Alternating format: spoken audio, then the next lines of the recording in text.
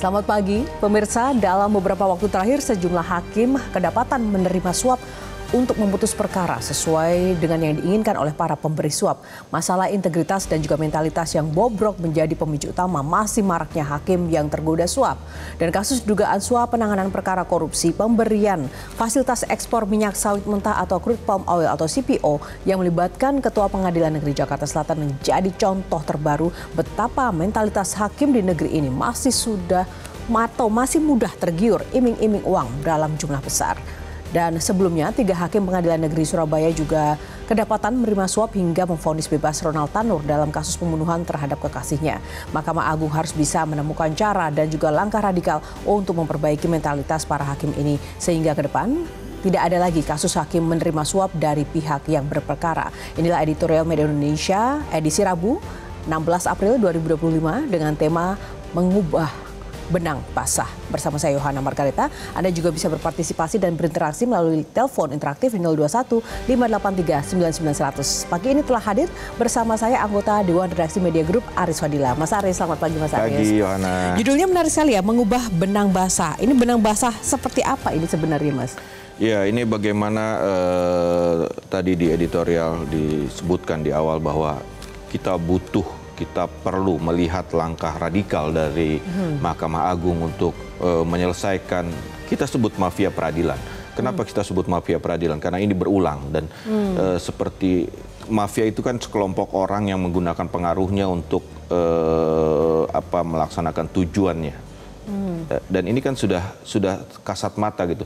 Kemarin kita lihat konferensi pers Mahkamah Agung yang menyatakan ada 10 poin dan itu kita bisa bilang normatif bahwa menghormati proses hukum, praduga tak bersalah. Kemudian ada satu yang baru yang dia sebut adalah bahwa akan dibuat sistem robotik untuk menentukan hakim yang menyidangkan suatu perkara. Kalau saya lihat ini bukan soal sistem, ya sistemnya juga perlu diperbaiki, tapi ini kan lebih ke soal mental, soal keintegritas yang sudah, mohon maaf harus kita bilang bobrok. Dan itu yang harus diperbaiki dan itu butuh langkah radikal dan MA tidak bisa melihat bahwa mereka adalah suatu lembaga yang tidak bisa dimasuki oleh pihak dari luar. Ini butuh radikal dan salah satunya adalah MA membuka diri dari pihak dari luar untuk memperbaiki apa yang terjadi di dalam. Nah, tadi Mas Aris juga bilang bahwa ini merupakan fenomena mafia peradilan itu kan dari masa ke masa, tidak hanya di periode sekarang. Nah, persoalannya nanti seradikal apa sih MA bisa kemudian mengubah benang basah ini menjadi tidak basah lagi dan bisa menempuh suatu tujuan keadilan untuk masyarakat. Namun sebelum kita ulas, Mas Aris, kita akan saksikan dulu tayangan yang satu ini.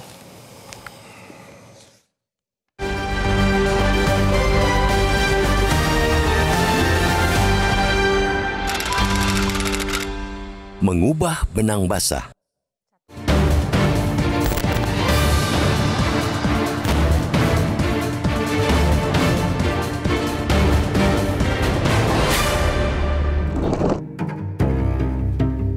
Perilaku koruptif hakim semakin hari semakin mengkhawatirkan. Mereka yang kerap disebut sebagai wakil Tuhan nyatanya masih gampang tergoda cuan. Di mana sesungguhnya letak kesalahannya? Apakah masalah integritas dan mentalitas yang semakin bobrok atau karena celah dalam sistem peradilan? Boleh jadi dua-duanya, namun sejujurnya harus kita katakan musabab yang pertamalah yang paling mendominasi. Pasalnya, perkara korupsi, suap atau gratifikasi yang melibatkan hakim yang belakangan kian bermunculan, semuanya berpangkal pada perilaku kotor para aparat peradilan, tak terkecuali hakim. Perilaku lancung itu berkelindan pula dengan masih bercokolnya mafia peradilan. Tak mengherankan bila aroma tak sedap kerap meruap dari ruang-ruang sidang di seantero negeri ini. Celakanya, munculnya bau tak sedap mafia peradilan itu justru semakin tinggi intensitasnya akhir-akhir ini. Setiap terjadi kejanggalan putusan pengadilan dan kelak memang terbukti ada tangan-tangan kotor yang mengotori putusan tersebut, saat itu pula masyarakat selalu diyakinkan bahwa praktek-praktek seperti itu tidak akan terjadi lagi. Namun janji tinggal janji. Nyatanya kasus serupa terus terjadi. Mafia peradilan alih-alih menyurut malah makin kuat. Hukum tetap bisa dinegosiasikan dan diperdagangkan. Kasus dugaan suap penanganan perkara korupsi pemberian fasilitas ekspor minyak sawit mentah Crude Palm Oil atau CPO yang melibatkan Ketua Pengadilan Negeri Jakarta Selatan belum lama ini barangkali juga tidak akan menjadi kasus terakhir alias bakal terulang selama respons dan tindakan Mahkamah Agung biasa-biasa saja. Tidak bakal mudah membersihkan perilaku kotor para hakim ketika pimpinan MA hanya sibuk berjanji berbenah dan bersih-bersih diri. Bikin satgas itu, satgas ini, tapi praktek di lapangan tak sekeras omongan. Terbukti, langkah yang ditempuh MA selama ini sama sekali tidak ampuh dalam mencegah praktek suap yang melibatkan hakim dan panitera. Karena itu, MA kiranya perlu melakukan langkah radikal untuk memastikan lembaga yudikatif bersih dari perilaku kotor. Pada saat bersamaan, lembaga itu mesti melakukan revolusi dalam pembinaan hakim-hakim. Tanpa langkah radikal, mustahil dunia peradilan di negeri ini bersih. Tanpa revolusi integritas hakim, para hakim akan terus menjadi penjajah hukum, bukan penjaga hukum. Salah satu langkah yang tergolong radikal itu ialah dengan melibatkan pihak luar dalam membenahi peradilan. MA tak perlu malu, apalagi kalau kemudian menolak saran itu, lantaran merasa jemawa bahwa mereka mampu membersihkan ruang-ruang pengadilan dengan tangan mereka sendiri. Tak perlu ada kesombongan macam itu. Toh selama ini mereka terbukti tidak bisa menjaga rumah mereka dari godaan, rayuan, maupun intimidasi dari mafia peradilan. MA tak mampu merawat pengadilan sebagai tempat mencari keadilan dan menegakkan hukum, malah kerap kecolongan sehingga ruang pengadilan menjadi ajang jual beli hukum. MA harus diakui masih gagal mereformasi diri seperti yang mereka janjikan setiap muncul kasus yang melibatkan pejabat dan aparat peradilan. Sangat terang bisa kita lihat MA masih gagal move on. Lembaga tertinggi peradilan itu belum dapat menyapu hakim, panitera, dan pegawai pengadilan yang kotor sehingga kuman-kuman teramat mudah masuk sekaligus menyebar penyakit hingga ke ruang-ruang sidang. Ada yang bilang mewujudkan peradilan yang bersih itu bak menegakkan benang basah. Sulit, bahkan sulit sekali, maka tidak ada jalan lain. MA harus menemukan cara dan langkah radikal untuk membuktikan bahwa teori benang basah itu tak sepenuhnya benar. Stop janji-janji reformasi peradilan jika itu masih dilakukan dengan langkah yang biasa. Hanya itulah saat ini yang bisa mereka lakukan untuk mengembalikan kepercayaan publik, sekaligus meyakinkan mereka bahwa lembaga peradilan masih bisa diandalkan untuk mengupayakan keadilan, bukan tempat sampah para pedagang hukum dan keadilan.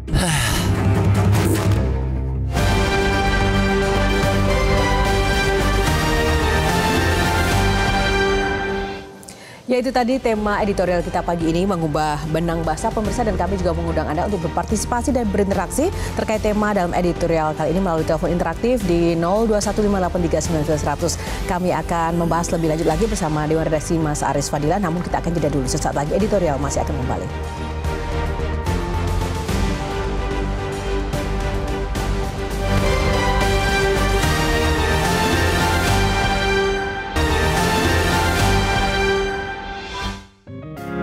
Media Indonesia mengajak Anda untuk mengakses fitur premium e-paper. Dengan sajian konten berbasis intelektual dan meneguhkan kebangsaan, Media Indonesia tampil dengan lebih dinamis melalui e-paper Media Indonesia yang dapat Anda akses kapan saja, di mana saja. Caranya mudah, download aplikasi Media Indonesia di Android atau ketik link e-paper.mediaindonesia.com atau bisa scan QR code pada layar kaca Anda. Klik tab e-paper di bagian samping layar tablet Anda. Daftarkan data diri, serta pilih paket perlangganan e-paper Media Indonesia sesuai dengan kebutuhan Anda. Nikmati juga bonus spesial tambahan 4 halaman rubrik fokus setiap hari. Semua bisa Anda dapatkan hanya di e-paper Media Indonesia. Untuk informasi lebih lanjut, hubungi customer service di nomor 0811 1201 2018 atau kunjungi media sosial @mediaindonesia. Media Indonesia, referensi bangsa. Dan pemirsa, sebelum kita membahas bersama Mas Aris Fadila, kita akan sapa dulu penelpon yang sudah tersambung bersama kami. Ada Pak Ondo Silitonga dari Bekasi, Jawa Barat. Pak Ondo, selamat pagi Pak Ondo. Selamat pagi Mbak Margareta, Mas Aris. Ya, pagi Pak, sehat selalu Pak. Silakan untuk komentar atau tanggapan Anda Pak, singkat saja boleh. Iya, ini kasus Ronald Tanur belum selesai, muncul lagi nih kasus CPO 60M ya. Mengubah benang basah, harusnya ditambahin mengubah benang basah kena CPO ya. Judulnya harusnya diganti seperti itu, atau mungkin hakim jual palu. Ini terulang dan berulang lagi. Pengawasan cukup, ada KY, ada pengawasan intern dan lain-lain, tapi mandul. Begitu terulang lagi baru mau buat satgasus. Untuk apa itu? Percuma, mafianya jalan terus. Menurut saya agar tidak terulang lagi hakim jual palu, penjarakan di tengah kota dengan kaca transparan. Jadikan objek wisata anak-anak sekolah agar menjadi contoh untuk mereka untuk tidak berbuat begitu. Buat museum di lembaga MA itu, orang-orang yang korup, hakim-hakim yang koruptor. Bikin patungnya jadi pembelajaran buat pegawai yang lain atau hakim yang lain. Seleksi orang para hakim yang tidak baik, pensiunkan dini, ganti yang baru. Dan terakhir, undang-undang perampasan aset itu disahkan segera. Kalau enggak ya begini-begini lagi. Atau mungkin hakimnya perlu naturalisasi kali. Demikian, terima kasih. Terima kasih Pak Ondo untuk tanggapannya pagi ini. Silakan Mas Haris. Ada ini ya usulannya agak ini radikal ya. Nah, penjara transparan, bukan di pulau tapi malah harus di tengah kota ini. Gimana? Singkat, padat, jelas itu dari Pak Ondo dan radikal. Mungkin bisa didengar oleh MA bagaimana apa yang disampaikan Pak Ondo tadi. Ada sesuatu yang menarik dari Pak Ondo bahwa hakim menjual palu. Itu tragis sekali. Kita tahu bahwa hakim adalah wakil Tuhan untuk para pencari keadilan dan dia menjual palu itu, dia menjual dirinya untuk bisa menguntungkan pihak lain gitu. Itu sangat tragis dan kembali lagi harus kita katakan bahwa MA harus melakukan sesuatu yang radikal. Kita lihat dari Januari sampai April ini sudah 7 hakim yang terjerat kasus suap, dari mulai Ronald Tanur dan sekarang yang kasus CPO, dan Kejaksaan menyatakan bahwa kasus CPO ini bisa terungkap dari pendalaman kasus Ronald Tanur, bahwa itu menyatakan bahwa memang ada mafia itu. Ada mafia peradilan, ada sekelompok orang yang bisa mengatur hasil dari sebuah peradilan dan selalu melibatkan yang namanya panitra. Bayangkan dari panitra, hakimnya, pengacaranya, semua. Apa namanya kalau bukan mafia gitu. Dan itu butuh radikal, butuh dan MA tidak bisa melakukan itu sendiri nyatanya kan. Selalu dengan praduga tak bersalah, kita sudah sebut segala macam. Padahal yang persoalan di sini adalah soal mentalitas, soal etika, dan itu yang harus diselesaikan. Walaupun sistemnya mungkin buruk, tapi kalau etika dan orang punya integritas, mungkin dia tidak akan melakukan hal-hal yang tercela. Sejauh mana kita bisa juga berharap MA bisa melakukan hal yang sangat radikal ketika dalam beberapa waktu terakhir dulu juga banyak kasus di MA itu sendiri, Mas Haris? Iya, kita punya komisi yudisial, tapi komisi yudisial itu hanya bisa mengurus soal etik dan memberikan rekomendasi. Dan itu terhadap hakim-hakimnya. Apakah rekomendasi itu dilaksanakan oleh MA? Itu yang kita kita sanksikan gitu ya. Dan salah satu yang radikal bisa masuk ke MA untuk membenahi MA. Dari mulai rekrutmen, evaluasi, penilaian, segala macam itu bisa dilakukan. Karena jujur, kalau saya bilang ini adalah persoalan etik, persoalan integritas yang harus dibenahi. Integritas dan juga masalah etik. Nah itu bagaimana kemudian mendorong setiap unsur ini memiliki etika dan integritas? Apakah memang dari perekrutan itu tadi cukup atau tadi sebenarnya mungkin ada sanksi atau efek jera yang lebih radikal lagi ya? Iya, awalnya itu kan soal rekrutmen. Bagaimana rekrutmen itu kan bisa rekrutmen yang benar itu memprediksi lah ya bahwa orang ini akan seperti apa, integritasnya seperti apa, itu kan bisa. Kemudian pelatihan, kemudian evaluasi dan segala macam. Oke, kita akan jeda dulu Mas Aris. Ini menarik sekali seperti apa nanti strategi lainnya yang bisa dilakukan untuk kemudian membabat habis hakim-hakim agar tidak melakukan suap lagi. Sesaat lagi hanya di Editorial Media Indonesia.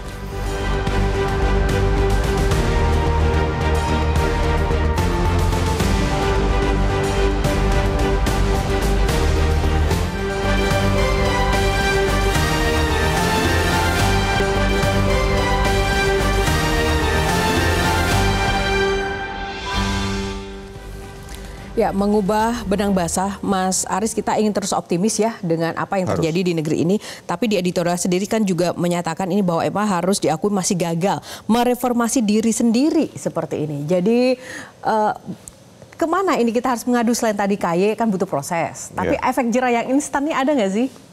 Ya, hukumannya nanti bagaimana mereka dihukum dan apa ya? MA pun harus bagaimana ke dalamnya itu untuk menjaga, mereformasi. Dan ingat loh, ini kan soal peradilan, soal hukum ya. Ini kan orang di luar pun melihat seperti apa Indonesia menjalankan proses hukum peradilan. Ini kan soal trust orang luar terhadap Indonesia.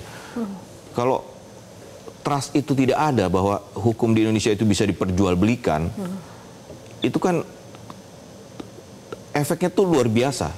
Misalnya orang luar mau investasi ke Indonesia tuh ragu, nggak beres di Indonesia nih hukumnya, semua bisa dibeli, itu kan bahaya.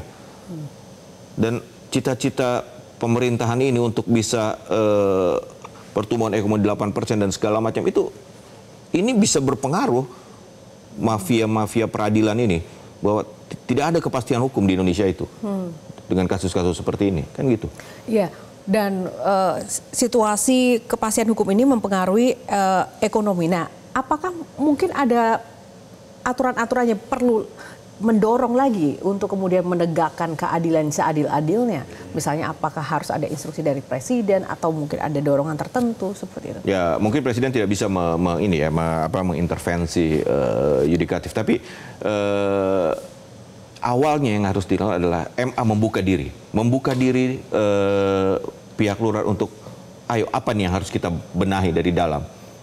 Karena mau nggak mau harus dari dalam, harus dari MA. Bagaimana apa yang salah? Bayangkan dari panitranya, kita berapa kali dengar yang namanya Rohadi segala macam panitra, bahkan sekretaris MA terlibat. Sekarang kita lihat ya, Zaro Rikar, di rumahnya ditemukan uang 1 triliun dan emas sekian banyak. Apa itu dari satu kasus? Kan itu belum terungkap. Dan 1 triliun pasti sudah dalam rentan waktu yang lama itu. Uang cash di rumah ada 1 triliun. Itu kan harus dibuka. Dari kasus mana saja dia bisa mengumpulkan uang segitu banyak dengan emas yang segitu banyak. Itu tidak pernah terungkap. Apa iya cuma hanya dari kasus Ronald Tanur? Kan tidak mungkin. Bagaimana kemudian harapan ke depan ini agar ini bisa lebih cepat terwujud, Mas? Ya tadi menurutku MA harus bisa membuka diri dan mengajak KY apa nih kita harus perbaiki apa, karena ini bukan semata-mata soal nama baik MA, ini nama baik bangsa ini gitu loh. Artinya ada konsolidasi lebih insentif. Betul. Lagi, dan ini harus dianggap serius. Betul. Ya. Dan kejaksaan jangan hanya kejaksaan atau siapapun ya, jangan hanya untuk show untuk bahwa ini bisa mengungkap ini, harus diselesaikan setuntas-tuntasnya. Ya seperti itu yang Zaro Rikar itu, kita belum tahu uang 1 triliun itu hasil dari suap kasus yang mana saja.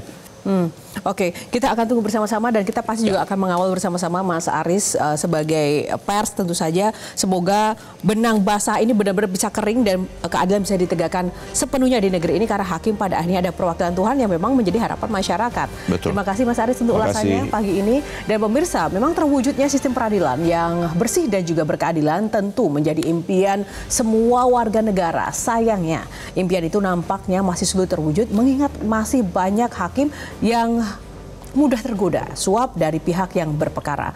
Menjadi tanggung jawab Mahkamah Agung untuk bisa membenahi mentalitas para hakim agar tidak mudah silau dengan iming-iming uang dalam jumlah besar dari pihak-pihak berperkara manapun, sehingga sebutan sebagai wakil Tuhan itu bagi para hakim menjadi pantas untuk disematkan. Demikianlah editorial untuk pagi ini. Saya Yohana Margareta undur diri. Selamat pagi, sampai jumpa.